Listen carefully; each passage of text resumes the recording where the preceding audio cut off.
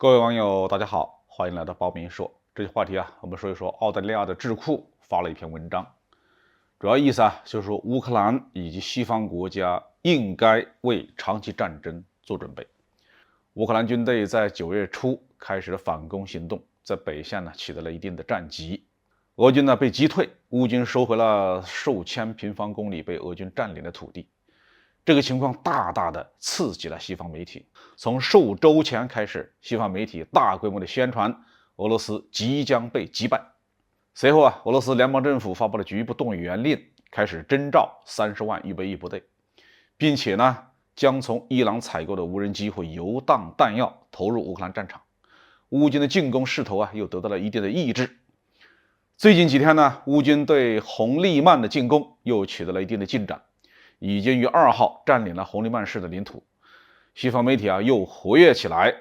不过在一片形势大好的叫嚣中，也有西方智库看出了一些端倪。9月28号，澳大利亚的智库 ASPI 发布文章，指出西方国家不能被乌军暂时的胜利冲昏头脑，应该为长期战争做准备。文章认为西方媒体对乌克兰军队最近取得的胜利欣喜若狂。一些评论对乌克兰可能在明年春季赢得战争持谨慎乐观态度，但是俄罗斯政府最新的举措表明俄罗斯正在试验一场长期的消耗战。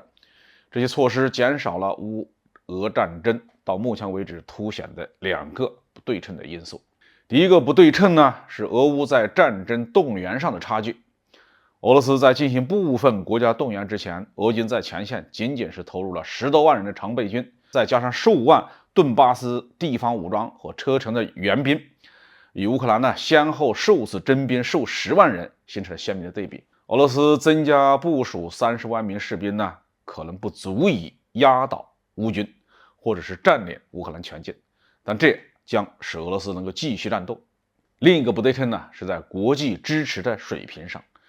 如果乌克兰没有从欧洲和美国获得数10亿美元的军事物资、情报支持和经济援助，那么它早在几个月前就从地图上消失了。相比之下俄罗斯一直在努力的争取外部支持。作者认为俄罗斯可能获得最大的支持将来自中国。虽然中国目前并没有对俄罗斯进行明显的支持，但如果乌克兰能够继续获取西方支持的话，中国也许会扩大对俄罗斯的支持，比如提供俄罗斯急需的卡车和半导体元器件。作者认为如果俄乌冲突确实朝着这个方向发展的话，结果恐怕会不妙。这场战争就像是中美在进行新冷战时推动的一场代理战争，而越南、危地马拉、阿富汗、安哥拉和许多其他地区的历史已经证明，代理战争可能会持续数年甚至数十年，使这些国家陷入血腥之中，经济瘫痪，并剥夺了年轻一代的未来。作者给出的建议是西方必须迅速地表明不会被俄罗斯升级的战争威胁所吓倒。欧洲议会外交委员会建议欧盟通过一项全面的计划，向乌克兰提供军用物资、安全保证和经济支持这3个关键要素，这样乌克兰就能坚持长期战争。首先他们设计了一个豹计划，为乌克兰提供急需的装甲车。随着乌军使用的前苏联装备的耗尽，欧盟应该逐步的向乌克兰提供更多的西方技术，但是这需要资金由于乌克兰军队的规模大于德国的国防军，它的坦克和装甲车的数量超过了英国、法国和德国的总和，估计军事供应将耗资1000亿欧元。其次为了达成结束战争的解决方案，乌克兰需要可靠的长期安全保障。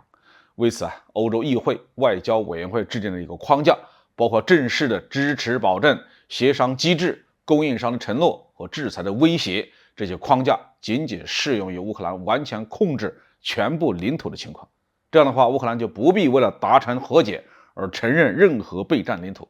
最后是经济支持，包括重建国家和准备融入欧盟的费用，还必须包括乌克兰目前的日常的需要。目前乌克兰政府每月的资金缺口达到50亿美元。作者描述的这3个措施估计总耗资将高达7000多亿美元，超过了欧盟为应对新冠疫情对经济的影响而提供的一切补贴。因此呢，欧盟议会建议这些支出应该由欧盟所有国家承担，而不是个别国家承担一切。那这个计划可行吗？连作者自己都觉得够呛。首先，欧洲议会并没有实权，它只是一个建议机构。欧盟真正的决议是通过欧盟委员会来制定的。其次呢，意大利、保加利亚和瑞典政府都已经被右翼政党占据，这些政党普遍反欧盟，以本国的利益优先。欧盟再想通过这样的决议，更是难上加难。所以，澳大利亚智库鼓吹这些政策呢，能有什么用呢？战争还在持续，西方未必就能获胜。好，这句话题我们就说到这里。